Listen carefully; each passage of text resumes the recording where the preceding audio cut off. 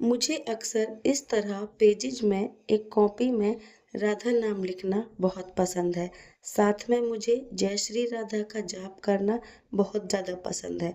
अक्सर जब मेरी कॉपी भर जाती है तो मैं इनका क्या करती हूँ, ये अगर आपको जानना है तो प्लीज़ मेरी वीडियो में एंड तक बने रहिएगा। हरे कृष्णा, राधे राधे। मेरा नाम है खुशी और मेरे व्लॉग में आप सभी का स्वागत है। आप लोग कैसे हो? आई होप राधा रानी की कृपा से आप सभी ठीक होंगे। आइए मैं दिखाती हूँ मेरे लड्डू आज कैसे लग रहे हैं। और अब ऑलरेडी समर्स स्टार्ट हो गए हैं तो मैंने डिसाइड किया है अब ऊनी वस्त्र नहीं पहनाएंगे। बस सुबह शाम की सर्दी बची हुई है। शाम को धूप जाने के बाद इनको शॉल या वेलवेट के वस्त्र पहना दूंगी और सुबह स्नान कराने के बाद इनको हल्के वस्त्र पहनाऊंगी। आज मैंने इतने दिनों बाद इनको हल्की ड्रेसेस पहनाई है ना।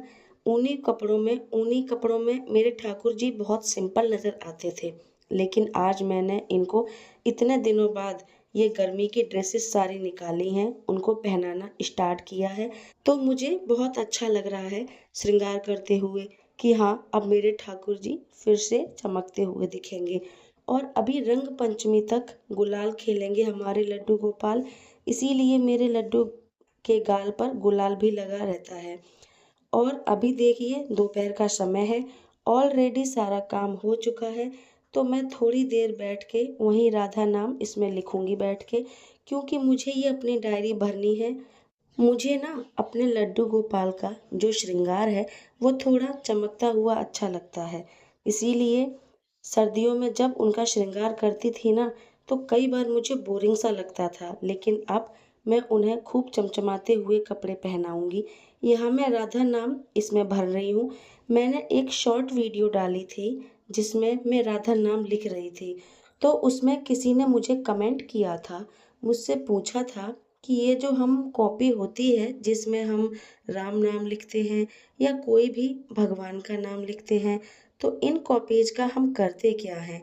मतलब इनको हम कहाँ रखे रहते हैं या कुछ करते हैं, क्योंकि कभी कभी कुछ समझ में नहीं आता है कि ये कॉपीज हम कहाँ ले जाएं। तो मैंने सोचा, वैसे तो मैंने उनको पर्सनल कमेंट में जवाब दे दिया था, लेकिन मैंने सोचा कि ये बात तो सभी के मन में आती ही होगी कि हम जो प्रभु का नाम लेखन करते हैं कॉपी में, उसका क्या किया जाता है। देखिए, अगर आप राम नाम की कॉपी की बात करें तो बहुत से लोग नाम जो है संकल्पित करके लिखते हैं। जैसे कि उन्होंने संकल्प लिया है कि हम इतने नाम लिखेंगे, तो कुछ लोग जैसे कि राम नाम लिखते हैं तो राम नाम का आप उसको कट करके रोल करके माला बना के किसी मंदिर में जो हनुमान जी की मूर्ति होती है, हनुमान जी का विग्रह होता है, उनको माला के रूप में उनको अर्पित कर सकते हैं। बहुत से लोग ऐसा करते भी हैं, बहुत से लोगों को कहा भी जाता है करने के लिए। लेकिन जैसे कॉपीज हो जाती हैं राधा नाम की, जैसे कॉपी मेरे पास है, अब इन कॉपीज को जैसे हम किसी मंदिर में अगर मान लीजिए भगवान को अगर अर्पित करके आते हैं, तो मंदिर में भी पता नहीं इन कॉपीज को इतना सम्मान मिलेगा कि नहीं, क्योंकि हमारे जो पंडित पुजारी होंगे वो तो मंदिर की सफाई करेंगे तो सब हटा देंगे। तो सबसे अच्छा तरीका क्या होता है कि कॉपीज को रखने का, या इनका जो अगर आप इनको कहीं विसर्जित करना चाहते हो तो क्या इसका अच्छा तरीका होता है। अगर कॉपी एक है, जैसे कि मान लीजिए ये मैंने एक कॉपी भर दी और ये एक ही मेरे पास रखी रहती है, तो इस एक कॉपी को मैं घर में कोई भी पूजा, खास पूजा पड़ती है तो जैसे स्टार्टिंग में मेरे पास जो पहली कॉपी हुई थी उसके साथ में यही करती थी मैं।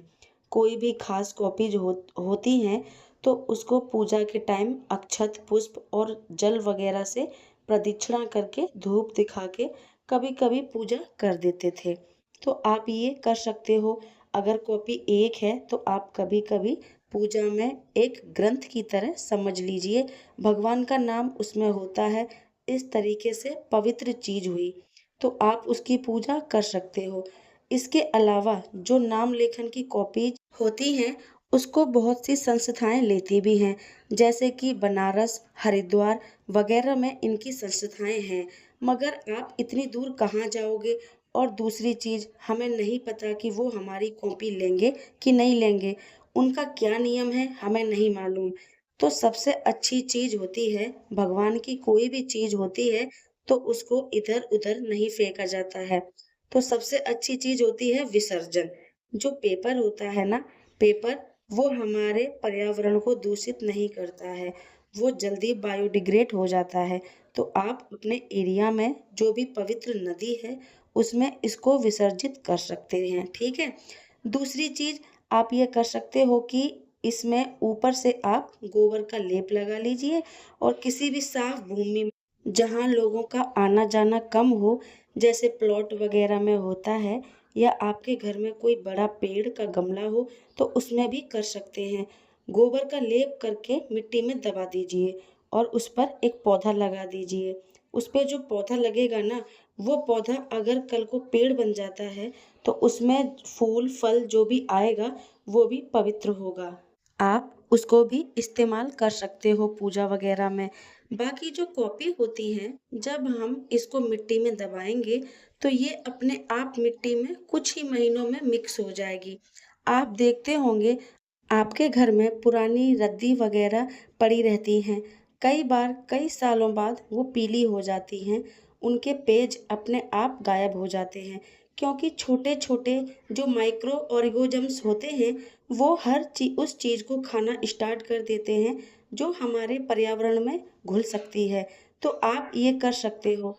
और एक जो सबसे अहम बात जो मैं आपको बताऊँ, जब भी हम किसी कॉपी पर भगवान का नाम लिखते हैं, तो हमें बिना कुछ सोचे, बिना कुछ समझे वो करते रहना चाहिए। ये नहीं सोचना चाहिए कि इसका क्या होगा, उसका क्या होगा, क्योंकि जब हम लिखते हैं हमारा मन साफ होता है। बाकी कॉपी आप सही जगह विसर्जित कर दोगे तो कोई दिक्कत नहीं है। वैसे तो भगवान की तस्वीर, भगवान के बहुत सारे नाम वाले प्रोडक्ट हमारे घर में आते हैं, तो क्या हम उन पैकेट्स को सँभाल के रखते हैं? नहीं रखते हैं। पटाखों में ही बहुत सारे भगवानों की तस्वीर वगैरह छपी रहती है। तो अगर आप ये सब सोचोगे तो आप कभी भी ईश्वर से जुड़ नहीं पाओगे। वैसे भी जो चीज़ प्रभु को अर्पित हो गई, वो हो गई। तो ये कर सकते हैं। फ़िलहाल ये मेरी कॉपी है। अभी ये काफ़ी खाली है क्योंकि ये मैंने अभी रिसेंटली ही ली है और एक मेरे पास और भरी रखी है। अभी तक मैं उसको पूजा में इस्तेमाल करती थी। जब मेरे पास ऐसी कम से कम 4-5 हो जाएँगी, तो मैं इसको किसी पवित्र नदी में विसर्जित कर दूँगी। ये आप भी कर सकते हो। आई होप आप लोग मेरी बात समझ गए होंगे। तो फिर मिलते हैं अगली नई वीडियो के साथ। तब तक के लिए राधे राधे, जय श्री कृष्णा, जय श्री श्याम।